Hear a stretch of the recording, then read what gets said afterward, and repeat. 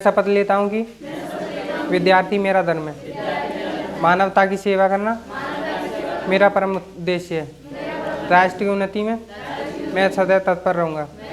अपने कर्तव्य मार्ग पर आगे बढ़ते हुए एक स्वच्छ, सुंदर तथा भ्रष्टाचार मुक्त भारत का निर्माण करूँगा। जय हिंद। तो कोशिका विज्ञान हम लोग पढ़ रहे थे। अभी ये हमने चार्ट बना दिया है, टेबल बना दिया है। इस टेबल से जो है जो परीक्षा में प्रश्न आते हैं मेन वो सारी चीज़ें हैं इस टेबल में। अब तक जो पढ़े हो वो मैंने डिटेल में पढ़ाया था कि कोशिका विज्ञान, साइटोलॉजी क्या होता है, वो सारी चीज़ें। लेकिन आज जो हम क्लास लेंगे ये सिर्फ परीक्षा के दृष्टिकोण से है। यहाँ से प्रश्न परीक्षा में आते हैं, मतलब चाहे एनडीए की परीक्षा हो, चाहे सीडीएस की परीक्षा हो, चाहे आईएएस की परीक्षा हो, चाहे पीसीएस की परीक्षा हो, चाहे एसएससी की परीक्षा हो। साइंस में जीव विज्ञान का अच्छा खासा पोर्शन रहता है, ठीक है। साइंस वाले जो है पोर्शन में साइंस से जीव विज्ञान से प्रश्न ज़्यादा आते हैं। जैसे हिस्ट्री वाले पोर्शन में हिस्ट्री 3 भागों में बटी हुई है, प्राचीन, मध्यकालीन और आधुनिक। तो ज़्यादातर प्रश्न आधुनिक से आते हैं। अगर हिस्ट्री से 20 प्रश्न आएंगे तो 10 प्रश्न आपको आधुनिक से मिलेंगे, 50%। उसी प्रकार से अगर विज्ञान से 20 प्रश्न आते हैं तो 10 प्रश्न आपको सीधे जीव विज्ञान से, बायोलॉजी से मिलेंगे किसी भी परीक्षा में, ठीक। और केमिस्ट्री से सबसे कम आते हैं और उसके बाद फिजिक्स फिर सबसे ज़्यादा आते हैं जीव विज्ञान में। तो ये क्रम रहता है। तो फिजिक्स में भी प्रश्न जो है, इन सब परीक्षाओं में प्रश्न जैसे भी साइंस से प्रश्न आते हैं तो वो दैनिक उपयोग वाली चीज़ें आती हैं जिसको आप डेली देखते हो लेकिन ऑब्जर्व नहीं करते हो। जैसे अब हमारा शरीर है तो शरीर तो हमारे साथ रहता है, डेली हमारे साथ ही है, लेकिन हम ऑब्जर्व करते हैं क्या? लेकिन जब आप जीव विज्ञान को पढ़ लोगे, समझ जाओगे, तो अपनी शरीर की सारी फंक्शन को समझ जाओगे, सारे अंग को समझ जाओगे, सारी बीमारियों को समझ जाओगे। बीमारियों को समझ जाओगे तो उसका इलाज भी समझ जाओगे। तो छोटा मोटा डॉक्टर भी बना दूंगा यहाँ पे, ठीक है। तो इस तरीके से जो है जीव विज्ञान भी जरूरी है। जितना जैसे आर्ट्स बैकग्राउंड वाले बच्चे हैं सोचते हैं जीव विज्ञान क्यों पढ़ रहे हैं, जीव विज्ञान भी कंपटीशन में यहाँ से प्रश्न आते हैं। आज जो चार्ट बना है, अब कहते हो कि शब्द, इसकी शब्दावली याद नहीं होती, तो शब्दावली 2-3 बार पढ़ोगे याद हो जाएगा, ऐसा कुछ नहीं है याद करना इसमें। और जब अगर साइंस में फोकस बन गया, दिमाग अगर साइंस में कंसंट्रेट होने लगा तो आर्ट्स के विषयों में कंसंट्रेशन और ज़्यादा बढ़ जाता है। क्योंकि पिछले कुछ सालों से, दसियों सालों से, पिछले कुछ नहीं दसियों सालों से आईएएस का रिजल्ट यही रहता है कि टेक्निकल बच्चे ही निकलते हैं ज़्यादातर। जो आईआईटीएंस हैं, जो मेडिकल वाले हैं, नीट जेई, वो निकल जाते हैं मोस्टली। क्या तो वो साइंस बैकग्राउंड से रहते हैं तो वो कंसंट्रेशन बना के सब्जेक्ट्स को पढ़ते हैं। फिर जा करके जो है परीक्षा, जब आईएएस की तैयारी करनी होती है तो मुश्किल से 1.5-2 साल समय लगाते हैं, तैयारी कर लेते हैं, क्योंकि उनकी पढ़ने की क्षमता बढ़ जाती है। साइंस इसलिए टफ होता है, ज़्यादा पढ़ना पड़ता है ना शुरू से ही। जब अगर इंजीनियरिंग कर रहा है बच्चा तो 4 साल की पढ़ाई के दौरान ही वो इतना ज़्यादा पढ़ लेता है, 18-18 घंटे, तो उसकी पढ़ने की हैबिट रहती है। तो आईएएस की तैयारी जब करने जाता है तो उसको पता है कि हमें 18 घंटा पहले से पढ़ते आ रहे हैं, फिर 18 घंटे पढ़ेंगे तो 2 साल में हमारा कोर्स तैयार हो जाएगा, चाहे जिस सब्जेक्ट का हो, तो वो तैयार कर लेते हैं। लेकिन आर्ट साइड वालों के साथ क्या होता है, वो सोचते हैं सब हल्का है, हलवा है, बीए करे हैं, सोते जागते 2 साल 3 साल 2 घंटे 1 घंटे पढ़ करके, और वो जो है क्या नाम है मॉडल पेपर पढ़ के गए और लिख के चले आए, तो वो हैबिट बनी रहती है। फिर वो लंबी पारी खींचते हैं, फिर वो लंबा उनका 10 साल का जो है चलता है। शुरुआत करेंगे 22 साल से तैयारी करना, फिर 32 साल तक चलता रहता है। तो वो नहीं करना है। अभी जब हम इतिहास पढ़ेंगे तो वहाँ पर आज बताएंगे किस तरीके से रविन्द्रनाथ टैगोर जी ने जो है, वो रविन्द्रनाथ टैगोर किस तरीके से सुभाष चंद्र बोस ने जो है आईसीएस की परीक्षा क्लियर की थी। वो आज चूँकि प्रशासन में पढ़ाना ना, वहाँ पर हम बताएंगे। तो इस तरीके से जो है जीव विज्ञान में हम लोग कोशिका पढ़ रहे थे। कोशिका विज्ञान को क्या कहते हैं, इसके अध्ययन को क्या कहते हैं, साइटोलॉजी। क्या कहते हैं, साइटोलॉजी कहते हैं, ठीक। और सबसे बड़ी कोशिका संसार की किसकी है, शुतुरमुर्ग, अंडे की। और सबसे छोटी माइकोप्लाज्मा, क्या है, माइकोप्लाज्मा सबसे छोटी है। मानव शरीर की सबसे बड़ी कोशिका अंडाणु है, सबसे बड़ी अंडाणु जो महिलाओं से निःसृत होती है। और सबसे छोटी शुक्राणु जो पुरुष से निःसृत होती है।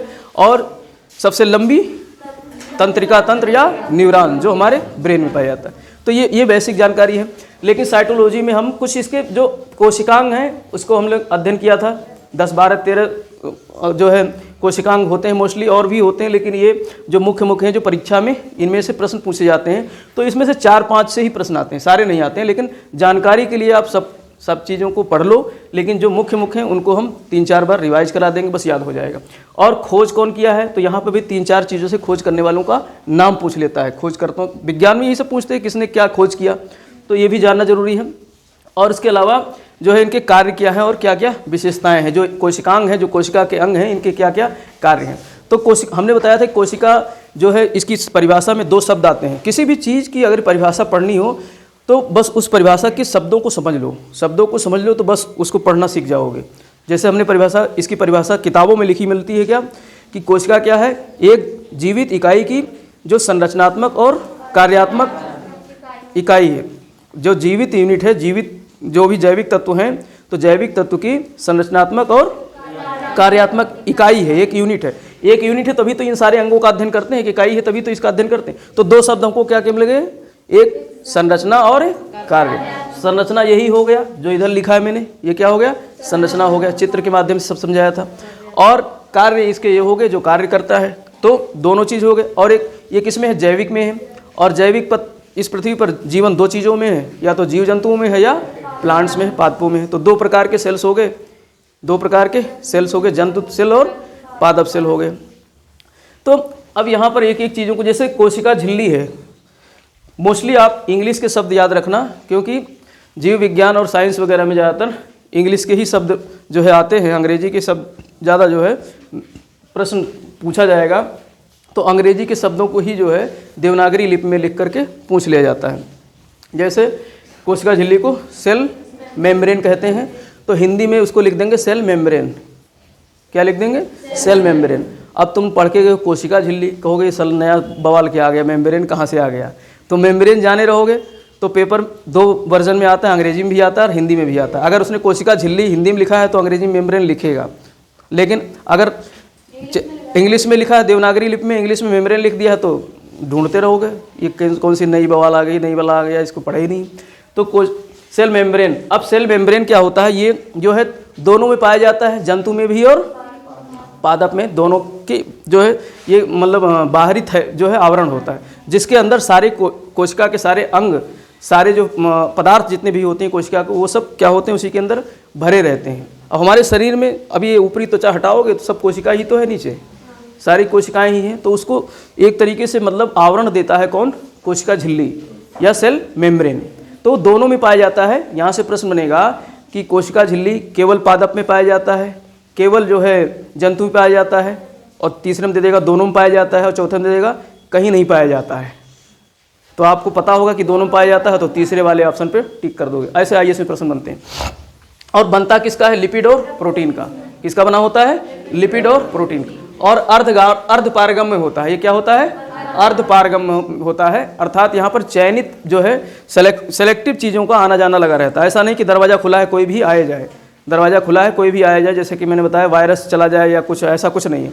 तो इसने क्या कर रखा है, कुछ लोगों को आने जाने का केवल इजाज़त देता है, तो इसलिए क्या होता है, अर्धपारगम्य है ये। और ये जो है कठोर नहीं होता है, सख्त नहीं होता है, मुलायम होता है। लेकिन दूसरी तरफ जो कोशिका भित्ति है, सेलवाल है, सेलवाल सिर्फ किस पे पाया जाता है, पादप पे, प्लांट्स पे पाया जाता है। सेलवाल किस पे पाया जाता है, पादप पे पाया जाता है, प्लांट्स पे पाया जाता है। और ये जो है सेलुलोज का बना होता है। किसका बना होता है, सेलुलोज का। जो भी जितने भी कपड़े हैं हमारे जो है कॉटन वाले, जो जितने भी मतलब लकड़ियों से जो रेशे प्राप्त किए जाते हैं, वो सब किसके बने होते हैं, सेलुलोज। आपके कॉपी, पेपर, पेज, ये सब, अखबार, प्रश्न ऐसे पूछ लेगा, अखबार किसका बना हुआ है, लिपिड का बना हुआ है, वसा का बना हुआ है, सेलुलोज का बना हुआ है, तो किस पे टिक लगाओगे, सेलुलोज। तो अंदर गहराई में जाकर प्रश्न पूछता है। तो जो भी चीज़ें, जिन भी चीज़ों का निर्माण किससे हुआ है, वनस्पतियों से हुआ है, उन सब का निर्माण में किसका योगदान है, सेलुलोज का योगदान। तो ये सेलुलोज का बना है। और जो सबसे महत्वपूर्ण चीज़ है वो क्या है, प्रोटोप्लाज्म है, जीव द्रव्य है। सबसे महत्वपूर्ण चीज़ क्या है, जीव द्रव्य। तो यहाँ से प्रश्न पूछता है जीव द्रव्य या प्रोटोप्लाज्म की खोज किसने की थी, तो पुरकिंजे महोदय ने की थी। किसने की थी, पुरकिंजे महोदय ने की थी। तो इसका नाम याद रखना है, सबका नाम नहीं, जो जो महत्वपूर्ण है उसका नाम याद रखना है। तो जीव द्रव्य की खोज किसने की थी, पुरकिंजे ने की थी। तो ये याद रखना है। और ये जो है 2 प्रकार का होता है जीव द्रव्य, जो इस तरीके से ये है आपका जो है सेल मेम्ब्रेन, और इसमें एक न्यूक्लियस होता है, केंद्रक होता है, मैंने बताया था। और इनमें जो है भरा होता है क्या, जीव द्रव्य। जो मतलब लिक्विड पदार्थ होता है वो क्या होता है, जीव द्रव्य होता है। लिक्विड पदार्थ जो इसके अंदर भरा होता है कोशिका भित्ति के अंदर, कोशिका जो है उसके अंदर मेम्ब्रेन के अंदर, सेल मेम्ब्रेन के अंदर वो क्या होता है जो है जीव द्रव होता है। और जीव द्रव ही क्या है, प्रारंभिक मतलब जीवन की इकाई है। जो जीवन की प्रारंभिक इकाई क्या है, जीव द्रव ही है। तो ये जीव द्रव ही तो इन सब सारे जितने भी कोशिकांग हैं इनको सबको जो है जीव द्रव ही जीवित रखता है, तभी तो उसका नाम रखा गया जीव द्रव, प्रोटोप्लाज्म, मतलब उसमें जीवन है, यही जीवन सबको देता है। यहाँ कोशिकांग के सारे जीवन जितने हैं सब इसी के भरोसे तो जीवन पाते हैं। तो ये अगर दोनों में भरा रहता है, केंद्रक में अलग भरा रहता है और जो कोशिका मेम्ब्रेन, सेल मेम्ब्रेन के अंदर सारा भरा हुआ है, तो सेल मेम्ब्रेन को, सेल की अध्ययन को क्या बोलते हैं, साइटोलॉजी बोलते हैं। तो इसको साइटो में भरा है इसलिए साइटोप्लाज्म कहते हैं। क्या कहते हैं, साइटोप्लाज्म कहते हैं। और न्यूक्लियस में भरा है तो क्या कहते हैं, न्यूक्लियोप्लाज्म कहते हैं। क्या कहते हैं, न्यूक्लियोप्लाज्म कहते हैं। तो इस तरीके से जीव द्रव जो है ये दो प्रकार के होते हैं, साइटोप्लाज्म और न्यूक्लियोप्लाज्म, साइटोप्लाज्म और न्यूक्लियोप्लाज्म। और अगली इकाई है माइटोकॉन्ड्रिया। माइटोकॉन्ड्रिया की खोज की थी अल्टमैन ने। किसने किया था, अल्टमैन ने। इसका काम क्या होता है, जिस तरीके से हम शरीर में हम श्वसन करते हैं, शरीर हम मतलब बाहरी जो है ऑक्सीजन को लेते हैं, इनहेल करते हैं और कार्बन डाइऑक्साइड छोड़ते हैं, तो ये सारी प्रक्रिया शरीर के अंदर भी चलती रहती है। अगर हमारा श्वसन बंद हो गया तो माइटोकॉन्ड्रिया भी श्वसन करना बंद कर देगी। तो इसीलिए श्वसन हम जो करते हैं वो श्वसन ऐसा नहीं कि बस सीधे श्वसन किया और हमारे सारी, तो ये हमारा श्वसन जो है पूरे शरीर की कोशिकाओं तक पहुंचता है और वहाँ पर उसको एक्टिवेट कौन करता है, माइटोकॉन्ड्रिया। तो माइटोकॉन्ड्रिया भी क्या करती है, श्वसन करती है। श्वसन करके फिर वो क्या करती है, जो है कार्बोहाइड्रेट, वसा और जो है ये सारी चीज़ें, स्टार्च, इन सारी चीज़ों को क्या करती है, जो है गोलती है, ख़त्म मतलब उसको गलाती है, गोल करके और फिर उससे एनर्जी उत्पन्न करती है। क्या करती है, एनर्जी। ऑक्सीजन लेती है तो सारी चीज़ों को ऑक्सीकरण करती है। क्या करती है, ऑक्सीकरण करती है। और ऑक्सीकरण करके एक जो है क्या उत्पन्न होता है, ऊर्जा, एटीपी के रूप में एक ऊर्जा उत्पन्न होती है और एक चक्र में चलता है जिसको क्रेब्स चक्र कहते हैं। तो क्रेब्स चक्र किससे संबंधित है, माइटोकॉन्ड्रिया से। किससे संबंधित है, माइटोकॉन्ड्रिया से। और इसीलिए यहाँ पर ऊर्जा का उत्पादन होता है, ऊर्जा उत्पन्न होता है श्वसन के कारण, तो उससे क्या कहते हैं, पावर हाउस ऑफ सेल। तो यहाँ से प्रश्न बनता है, पावर हाउस ऑफ सेल किसको कहते हैं, माइटोकॉन्ड्रिया को। पावर हाउस ऑफ सेल किसको कहते हैं, माइटोकॉन्ड्रिया से। यहाँ से प्रश्न इस तरीके से पूछा जाता है। बाकी आप बाकी सब भूल जाओ, जो बेसिक चीज़ है वो यही पूछा जाता है कि सेल का ऊर्जा ग्रह या सेल का जो है ऊर्जा ग्रह या पावर हाउस किसको कहते हैं, तो माइटोकॉन्ड्रिया को। ये बस इतना ही याद रखना है। बाकी सब चीज़ें तो इसलिए बता रहे हैं कि ये याद रहे। श्वसन करता है तभी तो ऊर्जा बनेगी। हम श्वसन करते हैं इसीलिए तो जो है हम लोग प्राणायाम करते हैं, जिसकी वजह से हमारी शरीर की फैट, एक्स्ट्रा फैट है वो क्या हो जाए, ऑक्सीकरण हो जाए, उसका पिघल जाए। देखो शरीर में अगर चर्बी नहीं होगी तो एनर्जी भी नहीं होगी, इसलिए चर्बी रहना भी जरूरी है, लेकिन ज़्यादा मात्रा में नहीं। चर्बी होगी तभी तो उसका ऑक्सीकरण होगा। नहीं पतले दुबले हो एकदम बिल्कुल, फूंक मार दो उड़ जाओ, चर्बी है नहीं शरीर में, फिर ऑक्सीजन ले रहे हो, बाबा रामदेव कह रहे हैं भरते रहो हवा और भरते रहो और चर्बी है नहीं और गल जाओगे, फिर पता चलेगा फूंक मार दे कोई उड़ जाए, एनर्जी है नहीं, फिर गिरोगी फट फट बेहोश हो। तो एनर्जी जो है कहाँ से जनरेट होती है, ऑक्सीकरण होता है चर्बी वगैरह का, वसा वगैरह का। ठीक। और अगला क्या है, गाल्जी बॉडी। क्या है, गाल्जी बॉडी। तो इसकी खोज की थी कैमिलो गोल्जी ने। किसने की थी, कैमिलो गोल्जी ने। गोल्जी इसके पीछे नाम है, गोल्जी नाम ही इसलिए इसका नाम रखा है, गोल्जी बॉडिया जो है गोल्जी का है। ठीक। तो कैमिलो गोल्जी ने जो है इसकी खोज की थी। ये ज़्यादा महत्वपूर्ण नहीं है, यातायात नियंत्रक है। ये जो है क्या करता है, सभी पदार्थों को इधर से उधर, ये डाकिया का काम करता है, इसीलिए इसको बोलते हैं कंट्रोलर। मतलब कंट्रोलर जो है, कंट्रोलर आप मतलब पुलिस कंट्रोल कह सकते हो, या फिर जो है डाकिया कंट्रोल कह सकते हो। मतलब सामान को ले जाने, जो ही सामान, जो भी पदार्थ हैं जो रिलीज हो रहे हैं, उन सबको इधर उधर करने वाला कौन होता है, गाल्जी बॉडी।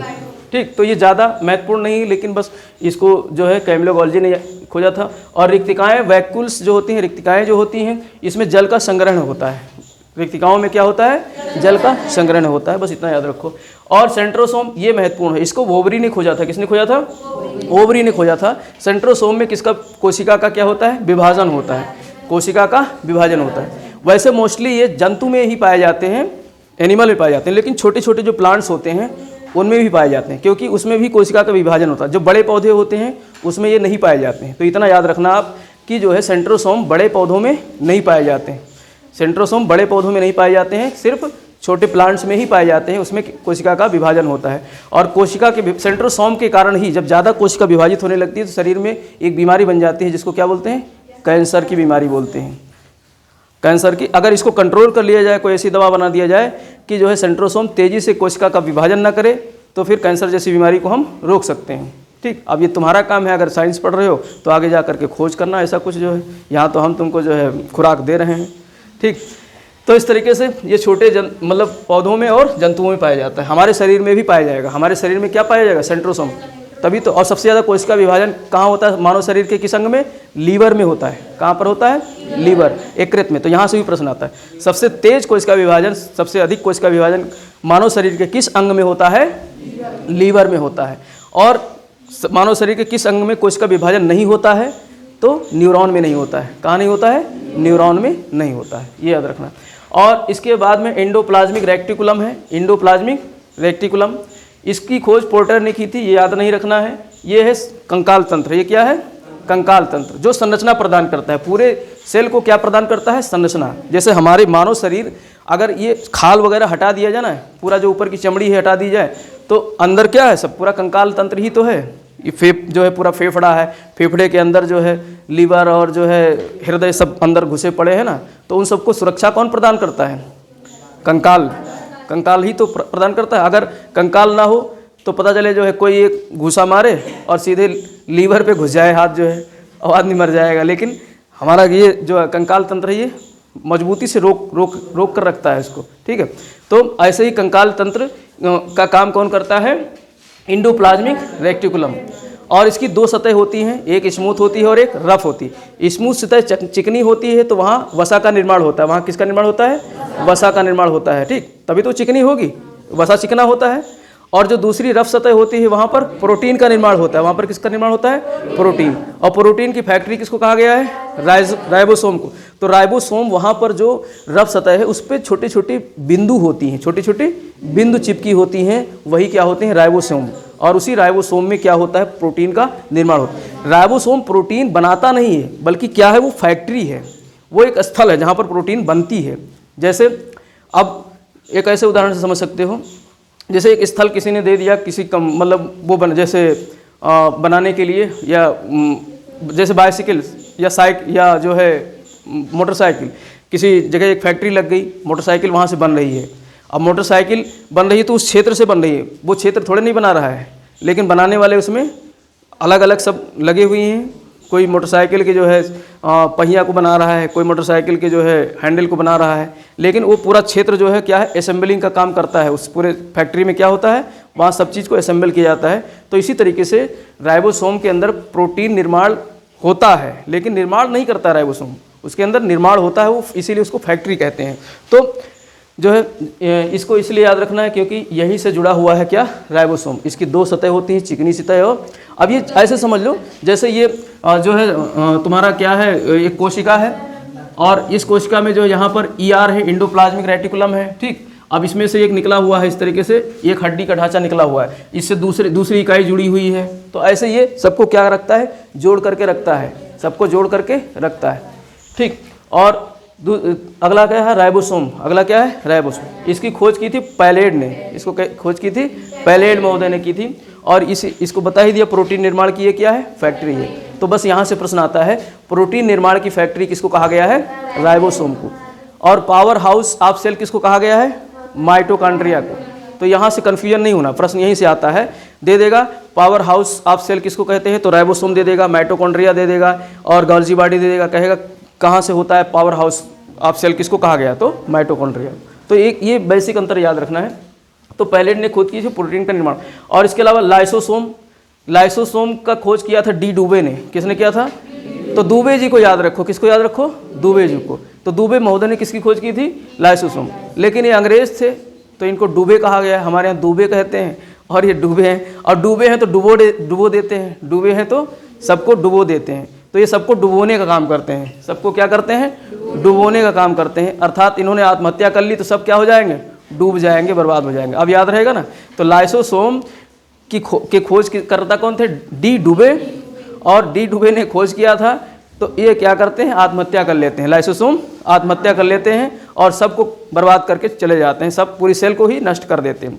यानी सेल का ये पाचन करते हैं, सेल में सभी अंगों को क्या करते हैं, ये पाचन करते हैं, खाते रहते हैं, चबाते रहते हैं।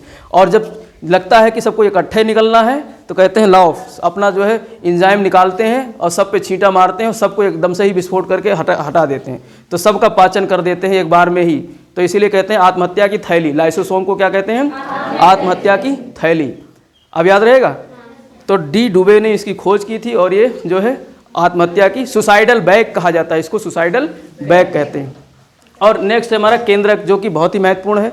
जिस तरीके से हमारे ब्रेन में जो है न्यूरॉन होता है, तंत्रिका तंत्र होता है, ऐसे ही किसी सेल के अंदर जो है केंद्रक होता है, न्यूक्लियस होता है, जो क्या करता है, ये ब्रेन है। पूरे सेल का ब्रेन कौन सा है, न्यूक्लियस होता है। तो पूरे सेल का ब्रेन न्यूक्लियस होता है, केंद्रक होता है, पूरे सेल का ब्रेन होता है। तो यहाँ से प्रश्न बनता है कि ब्रेन ऑफ सेल किसको कहा गया है, न्यूक्लियस को कहा गया है। ब्रेन ऑफ सेल किसको कहा गया है, न्यूक्लियस को कहा गया है। यानी सबका नियंत्रण, इसीलिए इसको controller, director of cell, controller of cell किसको कहा गया है, न्यूक्लियस को कहा गया है। तो यहाँ से प्रश्न बनेगा। अब 4-5 पॉइंट मिल गया ना। Power house of cell mitochondria, यातायात नियंत्रक गोल्जी बॉडी, प्रोटीन निर्माण की फैक्ट्री राइबोसोम, आत्महत्या की थैली lysosome, director of cell nucleus. तो ऐसे याद रखना है, इनसे प्रश्न बनते हैं, ठीक। और जो है ये हो गया। इसके अलावा जो है इसकी खोज की थी केंद्रक की रॉबर्ट ब्राउन ने। किसने खोज की थी, रॉबर्ट ब्राउन ने, ठीक है। तो ये याद रखना है। इसके अलावा सिलिया और फ्लैजिला, सिलिया और फ्लैजिला, ये हेयर लाइक संरचना है जो कि सेल मेम्ब्रेन के आउटर पार्ट में पाया जाता है। कहाँ पाया जाता है, सेल मेम्ब्रेन के आउटर पार्ट में पाया जाता है। तो सेल मेम्ब्रेन के आउटर पार्ट में पाया जाएगा, इसलिए कहाँ पाया जाता है, केवल जंतुओं में पाया जाता है। केवल कहाँ पाया जाता है, जंतुओं में। सिलिया और फ्लैजिला, जो छोटे छोटे हेयर होते हैं, संरचना होती है बालों वाली इस तरीके से छोटे छोटे, उनको क्या कहते हैं, सिलिया। और जो बड़े बड़े होते हैं उनको कहते हैं फ्लैजिला। तो बस इसका यहाँ इतना याद रखो कि सिलिया और फ्लैजिला सिर्फ जंतु की कोशिका में पाए जाने वाले बाल तरीके से हेयर लाइक संरचना। हेयर लाइक क्या है, ये संरचना है जो सिर्फ कहाँ पाया जाता है, जंतुओं की कोशिका में। और वो भी क्या है, जो मेम्ब्रेन है उसकी बाहरी सतह पर पाया जाता है। और इसका काम क्या होता है, ये मोमेंटम का काम करती है। जो सेल्स हैं, सेल्स को क्या करती है, गति प्रदान करती है, ठीक। तो ये काम करता है, ठीक। और इसके अलावा लवक जो है, जिसको प्लास्टिड बोलते हैं, हरित लवक आपने नाम सुना होगा, ठीक है। तो ये वहीं से बनता है। तो अब ये हरित लवक ये सिर्फ कहाँ पाया जाएगा, प्लांट में पाया जाएगा, पादप में पाया जाएगा। जिस तरीके से सिलिया और फ्लैजिला सिर्फ जंतुओं में पाया जाता है, उसी तरीके से लवक या प्लास्टिड सिर्फ कहाँ पाया जाएगा, पादपों में पाया जाएगा। और ये 3 प्रकार के होते हैं, ये 3 प्रकार, क्लोरोप्लास्ट और ल्यूकोप्लास्ट और क्रोमोप्लास्ट। क्लोरोप्लास्ट क्या करता है, भोजन निर्माण का काम करता है। प्रकाश संश्लेषण की क्रिया से जो क्लोरोफिल होता है पौधों में, क्लोरोफिल और हरी पत्तियों में, हरे पौधों में ही पाया जाता है क्लोरोफिल मोस्टली। तो हरे पेड़ पौधे जो है अपना प्रकाश संश्लेषण की क्रिया से क्या करते हैं, भोजन का निर्माण करते हैं। तो क्लोरोप्लास्ट का काम क्या है, भोजन का निर्माण करना। और ल्यूकोप्लास्ट का काम क्या है, भोजन को संग्रहित करना। जड़ों में संग्रहित हो जाता है भोजन, तनों में संग्रहित हो जाता है भोजन, ठीक है। जिस तरीके से इंसान रोज भोजन बनाता है, खाता है ना, लेकिन पेड़ पौधे बनाते रहते हैं एक तरफ और दूसरी तरफ क्या करते रहते हैं, संग्रहित करते रहते हैं। कि जब रात को बनाने को मिलेगा नहीं, सूरज ढल जाएगा, भोजन बनेगा नहीं, तो रात भर खाएंगे तो कहाँ से मिलेगा, जड़ों से मिलेगा, तनों से मिलेगा। तो वहाँ से लेकर के भोजन खाते रहते हैं जो है ये। तो इसलिए जो है ल्यूकोप्लास्ट क्या काम करता है, संग्रहण का काम करता है, भोजन के संग्रहण का काम करता है। और जो क्रोमोप्लास्ट है, क्रोम का मतलब होता है रंग, क्रोम का मतलब क्या होता है, रंग, कलर। तो पौधों में जो भी फल हैं या जो भी पत्तियां हैं, हरे को छोड़ करके, हरे रंग को छोड़ करके बाकी सब रंग जितने भी हों, चाहे नीला हो, पीला हो, लाल हो, बैगनी हो, ठीक है, इन सबको रंग कौन प्रदान करता है, क्रोमोप्लास्ट प्रदान करता है। तो क्रोमोप्लास्ट, हिंदी में क्रोमोप्लास्ट को कहते हैं वर्णी लवक। कौन सा लवक, वर्णी। वर्ण मतलब होता ही है, वर्ण वैसे तो वर्ण व्यवस्था जातीय आधार वो अलग है, लेकिन यहाँ वर्ण का मतलब हो गया कलर। साइंस में वर्ण किसको कहते हैं, रंग को कहते हैं। जैसे इंद्रधनुष में 7 वर्ण होते हैं, इंद्रधनुष में 7 रंग होते हैं। तो उसी तरीके से पौधों में, पौधे जो अपने चाहे फल हो, पत्तियों को हो, या हरे के अलावा बाकी जितने रंग होते हैं वो किससे मिलता है, इनको जो है क्रोमोप्लास्ट से। किससे होता है? क्रोम का मतलब ही कलर होता है, और क्लोरोप्लास्ट से सिर्फ हरा रंग प्रदान होता है। सिर्फ क्या होता है? हरा रंग। तो हरा रंग छोड़ करके बाकी सारे रंग किससे होता है? क्रोमोप्लास्ट। हरा रंग छोड़ करके बाकी सारे रंग क्रोमोप्लास्ट है। अब हम लोग जो सब्जियों को पढ़ेंगे तो वहाँ पर देखेंगे कि जो है पपीता का रंग किसके कारण पीला होता है, गाजर का रंग, टमाटर का रंग, ठीक है, संतरे का रंग। तो ये सब रंग कौन प्रदान करता है? क्रोमोप्लास्ट प्रदान करता है। तो कौन से तत्व प्रदान करते हैं वो सब हम लोग जब प्लांट्स पढ़ेंगे तो वहाँ डिटेल में पढ़ेंगे, ठीक। तो इस तरीके से ये सब जो है एक जो है यहाँ से प्रश्न बनते हैं। अब एक बार इसको जो मेन है उसको हम समराइज कर देते हैं। कोशिका झिल्ली दोनों में पाई जाएगी, सेल मेम्ब्रेन दोनों में पाई जाती है, और सेल वाल सिर्फ पादप में पाई जाती है, ठीक। और सेल वाल सेलुलोज का बना होता है, सेल मेम्ब्रेन प्रोटीन और लिपिड का बना होता है। और जीव द्रव दो प्रकार के होते हैं, साइटोप्लाज्म और न्यूक्लियोप्लाज्म, ठीक। माइटोकॉन्ड्रिया को पावर हाउस ऑफ सेल्स कहते हैं, इस अल्टमैन ने खोज किया था। लेकिन जीव द्रव को पुरखिंजे याद रखना। एक बार आईएएस में स्टेटमेंट आया था इसका कि जो है जीव द्रव की खोज पुरखिंजे ने की थी। स्टेटमेंट सही है या गलत है तो आपको याद रखना है। तो पुरखिंजे महोदय ने जीव द्रव की खोज की थी। गॉजी बाल्टी ज़्यादा महत्वपूर्ण नहीं है, रिक्तिकाएँ ज़्यादा महत्वपूर्ण नहीं, सेंट्रोसोम महत्वपूर्ण है। सेंट्रोसोम क्या करता है? कोशिका विभाजन का कार्य करता है, ठीक है। कोशिका विभाजन का काम सेंट्रोसोम करता है। एंडोप्लाज्मिक रेटिकुलम इस कंकाल तंत्र है, ये कोशिका तंत्र का क्या है? कोशिका का कंकाल तंत्र है। और इसकी दो सतह होती हैं। एक सतह पर जो है राइबोसोम पाए जाते हैं, एक सतह पर क्या पाए जाते हैं? राइबोसोम। और वहाँ से क्या बनता है? प्रोटीन। तो राइबोसोम को क्या कहते हैं? प्रोटीन निर्माण की फैक्ट्री। और राइबोसोम को खोजा किसने था? पैलेड ने खोला, इसलिए पैलेड महोदय को ध्यान रखना है। लाइसोसोम डुबो दिया था डी डुबे ने। किसने खोजा था? डी डुबे ने। और लाइसोसोम को क्या कहते हैं? आत्महत्या की थैली कहते हैं, ठीक। और सबसे महत्वपूर्ण क्या है? केंद्रक या न्यूक्लियस। रॉबर्ट ब्राउन ने खोजा था। किसने खोजा था? रॉबर्ट ब्राउन ने। ब्रेन ऑफ सेल किसको कहते हैं? केंद्रक को। किसको कहते हैं? केंद्रक को। न्यूक्लियस को ब्रेन ऑफ सेल कहते हैं, क्योंकि वो और controller of cell, director of cell, सब जितना भी ऐसा शब्द आए कि कंट्रोल कर रहे हैं, डायरेक्ट कर रहे हैं, निर्देशित कर रहे हैं सब, तो उसके लिए क्या है? केंद्रक है, ठीक है। और इसके अलावा सिलिया और फ्लैजिला ये सिर्फ किस पे पाए जाते हैं? जंतु कोशिकाओं के जो है सेल मेम्ब्रेन पे। कहाँ पाए जाते हैं? जंतु कोशिकाओं के सेल मेम्ब्रेन के बाहर पाए जाते हैं। और लवक यानी प्लास्टिड जो है ये सिर्फ प्लांट में पाए जाते हैं। कहाँ पाए जाते हैं? सिर्फ पादपों पे पाए जाते हैं। और ये 3 प्रकार के होते हैं। कौन कौन से? क्रोमोप्लास्ट, क्लोरोप्लास्ट और जो है ल्यूकोप्लास्ट, ठीक है। क्रोम का मतलब होता है कलर, और क्लोरो का मतलब होता है हरा। क्लोरो शब्द किसके लिए आ गया? हरे के लिए आ गया। क्लोरो जहाँ आ गया वहाँ पर भोजन बनेगा, वहाँ पर क्या होगा? भोजन बनेगा। और ल्यूको क्या करेगा? संग्रहण करेगा। और क्रोमो भोजन को भोजन खा लिया, अब जो कुछ बना, फल बना या कुछ और फूल बनी, तो इनको रंग प्रदान करेगा कौन?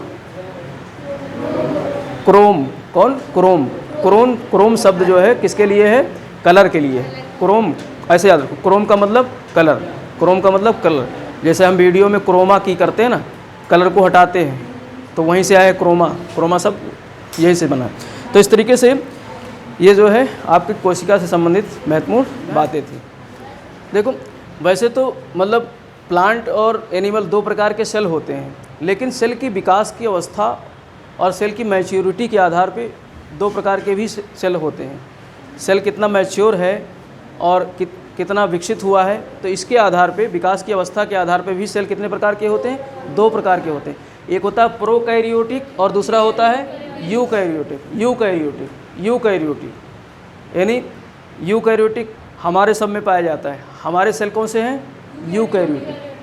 हमारे सेल विकसित हैं। इंसानों के सेल कैसे हैं? विकसित हैं। तो पूर्ण विकसित सेल जो होते हैं, जिस भी जीव, एनिमल का, जिस भी प्लांट का सेल पूर्ण विकसित अवस्था में है, वो कैसे होंगे? यूकैरियोटिक। वो कैसे होंगे? यूकैरियोटिक। यूकैरियोटिक सेल जो होते हैं वो पूर्ण रूप से विकसित होते हैं।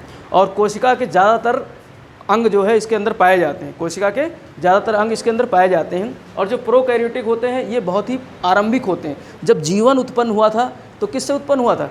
प्रोकैरियोटिक से। तो एक प्रश्न यहाँ से बन गया, जीवन के आरंभ में कौन सा सेल बना था? प्रोकैरियोटिक। कौन सा सेल बना था? प्रोकैरियोटिक। जीवन के आरंभ में ये अविकसित होता है। इसमें सभी प्रकार के कोशिकांग नहीं होते हैं और बहुत छोटे, इसके सेल्स बहुत छोटे होते हैं। इसके सेल जो है प्रोकैरियोटिक सेल बहुत छोटे होते हैं, नंगे आँखों से देख नहीं सकते हो। लेकिन इधर यूकैरियोटिक के सेल, कुछ ऐसे सेल भी होते हैं, जैसे अंडा हो गया, उसके सेल को आप देख लो बिना चश्मा लगाए, बिना कुछ किए। अंडे, मुर्गी के अंडे, शुतुरमुर्ग के अंडे, सबसे बड़ा, दुनिया का सबसे बड़ा, तो शुतुरमुर्ग का अंडा किस प्रकार का सेल हो गया? यूकैरियोटिक प्रकार का हो गया। तो ये बड़े होते हैं, ये सेल कैसे होते हैं? बड़े। और ये दोनों प्रकार के होते हैं, एनिमल और प्लांट दोनों प्रकार के होते हैं। ये विकसित होते हैं, ये मोस्टली ब्लू ग्रीन एल्गी और बैक्टीरिया में पाए जाते हैं। इस प्रकार के सेल कहाँ पाए जाते हैं? ब्लू ग्रीन एल्गी, जो आपको क्या कहते हैं, नील हरित शैवाल, नील हरित शैवाल जो होते हैं, ब्लू ग्रीन एल्गी जो होते हैं, नील हरित शैवाल, उसमें पाए जाते हैं। यहाँ से एक प्रश्न बन गया कि जो है ब्लू ग्रीन एल्गी या नील हरित शैवाल में किस प्रकार के सेल पाए जाते हैं? प्रोकैरियोटिक। किस प्रकार के? प्रोकैरियोटिक। और इसके अलावा बैक्टीरिया जो होते हैं, बहुत सूक्ष्म जो है जीवाणु होते हैं बैक्टीरिया, उनमें भी कैसे सेल पाए जाते हैं? प्रोकैरियोटिक सेल पाए जाते हैं। लेकिन बाकी जितनी भी विकसित चीज़ें, पेड़ पौधे, जीव जंतु जो भी अच्छे खासे रेंगते घूमते हैं, सब में क्या पाए जाते हैं? यूकैरियोटिक। अब इंसानों में कैसा सेल पाया जाएगा? यूकैरियोटिक। तो याद कैसे रखना? यू तुम सब में क्या है? यूकैरियोटिक है। तुम सब में क्या है? यूकैरियोटिक है। तो ऐसे याद रहेगा, ठीक है। अब इसमें देखते हैं कि इसकी क्या विशेषता। इसमें ये सबसे छोटी होती है, ये सबसे छोटी होती है, और ये उससे बड़ी होती है। सबसे बड़ी मतलब नहीं, ये बड़ी होती है, लेकिन ये छोटी होती है। और इसमें क्या होता है? न्यूक्लियस के ऊपर कोई खोल नहीं होता है, न्यूक्लियस के ऊपर कोई आवरण नहीं होता है, इसलिए न्यूक्लियस इसके अंदर जो होते हैं ये बिखरे होते हैं। जैसे ये मान लेते हैं प्रोकैरियोटिक का क्या हो गया, जो है एक वो हो गया सेल झिल्ली हो गया। अब इसमें क्या है कि ये चारों तरफ न्यूक्लियस क्या है? फैले हुए हैं, बिखरे हुए हैं, क्योंकि न्यूक्लियस को बांध के रखने के लिए कोई आवरण नहीं है। तो किस पे नहीं होता है कि प्रोकैरियोटिक वाले सेल में न्यूक्लियस का एनवेलप नहीं होता है, आवरण नहीं होता है। लेकिन यूकैरियोटिक में, इसमें न्यूक्लियस पर क्या होता है? आवरण होता है, इसलिए एक जगह बंधा रहता है, और इसमें जो है माइटोकॉन्ड्रिया नहीं पाया जाता है। प्रोकैरियोटिक में माइटोकॉन्ड्रिया नहीं पाया जाता है। तो श्वसन कैसे करता है? प्रोटोप्लाज्म से करता है, जीव द्रव से करता है। इसमें प्रोटोप्लाज्म दोनों में पाया जाएगा, तभी तो जीवन उत्पन्न होगा। तो इसमें श्वसन किससे करता है? प्रोटोप्लाज्म से करता है। प्रोकैरियोटिक किससे श्वसन करता है? प्रोटोप्लाज्म से। और इसमें श्वसन किससे होता है? माइटोकॉन्ड्रिया। दोनों में पाया जाता है, एनिमल में भी और प्लांट में भी। तो श्वसन किससे करेगा? माइटोकॉन्ड्रिया से। और इसके अलावा इसके अंदर बहुत सारी चीज़ें हैं, गोल्जी बॉडी है, सेंट्रोसोम है, लाइसोसोम है, ये सब पाई जाती हैं, लेकिन इसके अंदर ये सारी चीज़ें नहीं पाई जाती। तो ये इसीलिए तभी तो अविकसित है, क्योंकि पूर्ण कोशिका के सारे अंग इसके अंदर नहीं पाए जाते हैं, इसीलिए क्या कहा जाता है? अविकसित। अब बताओ, जिसके अंदर अंग ज़्यादा होंगे, जिसके अंदर अंग कम होंगे, किसका ज़्यादा तेज़ी से विभाजन होगा? कम अंग वाले का कि ज़्यादा अंग वाले का? कम अंग वाले का तेज़ी से विभाजन होगा, क्योंकि उसको बनाने में कम ही अंग तो है, बनाने में टाइम कितना लगेगा? फटाफट वो बना देगा सारे अंग को। तो सबसे तेज़ प्रोकैरियोटिक और यूकैरियोटिक में सबसे तेज़ कोशिका का विभाजन कहाँ होता है? प्रोकैरियोटिक में। प्रोकैरियोटिक में कोशिका का विभाजन फास्ट होता है यूकैरियोटिक की अपेक्षा, ठीक। तो ये कुछ जो है बात। अब कॉमन चीज़ें क्या हैं? इसमें सिलिया और फ्लैजिला दोनों में पाया जाता है। सिलिया और फ्लैजिला बीजीए में भी पाया जाएगा, और इधर जो है प्लांट है, एनिमल है, तो किस पे पाया जाता है? एनिमल सेल पे पाया जाता है। किस पे पाया जाता है? एनिमल सेल पे। और डीएनए और जीव द्रव ये भी दोनों में पाया जाता है। डीएनए यहाँ भी पाया जाता है और डीएनए यहाँ भी पाया जाता है। सभी, यानी कि जीवन की सभी जितनी भी इकाई हैं, चाहे छोटे से लेकर बड़े तक, सब में क्या पाया जाता है? डीएनए पाया जाता है, ठीक है। डीएनए का हम लोग जो है डीएनए करेंगे आगे। और प्रकाश संश्लेषण दोनों में होता है। यहाँ भी प्रकाश, भाई बीजीए ब्लू ग्रीन एल्गी प्रकाश संश्लेषण से ही तो अपना भोजन बनाती है, और यहाँ पर प्लांट करते हैं प्लांट संश्लेषण। यूकैरियोटिक प्लांट में भी होता है, तो प्लांट भोजन प्रकाश संश्लेषण करते हैं। इसके अलावा झिल्ली और भित्ति दोनों में पाए जाते हैं। मेम्ब्रेन और सेल वॉल दोनों में पाया जाता है, प्रोकैरियोटिक और यूकैरियोटिक दोनों में। और राइबोसोम भी दोनों में पाया जाता है। राइबोसोम भी दोनों में पाए। इसके राइबोसोम छोटे होते हैं, इसके राइबोसोम बड़े होते हैं। इसके 70S वाले होते हैं, इसके 80S के राइबोसोम। एस मतलब होता है सेडिमेंट, अवसादीकरण। एस मतलब होता है इसका सेडिमेंट। तो सेडिमेंटेस इसके जो है छोटे होते हैं, 70S के होते हैं, और राइबोसोम इसके 80S। ये जो है जो नॉन बैकग्राउंड साइंस के, उनको समझने की जरूरत नहीं है, सिर्फ ये समझ लो कि राइबोसोम दोनों में पाए जाते हैं, कॉमन बातें, ठीक। तो इस तरीके से जो है यहाँ पर प्रोकैरियोटिक और यूकैरियोटिक दो प्रकार के सेल की जो है हमने दोनों में कंपैरिजन और दोनों में जो है अलग अलग डिफरेंस और इस तरीके से चर्चा किया। तो सेल, यहीं पर सेल का चैप्टर क्या हो जाता है? समाप्त हो जाता है। अब हम लोग हिस्ट्री क्लास देखते हैं।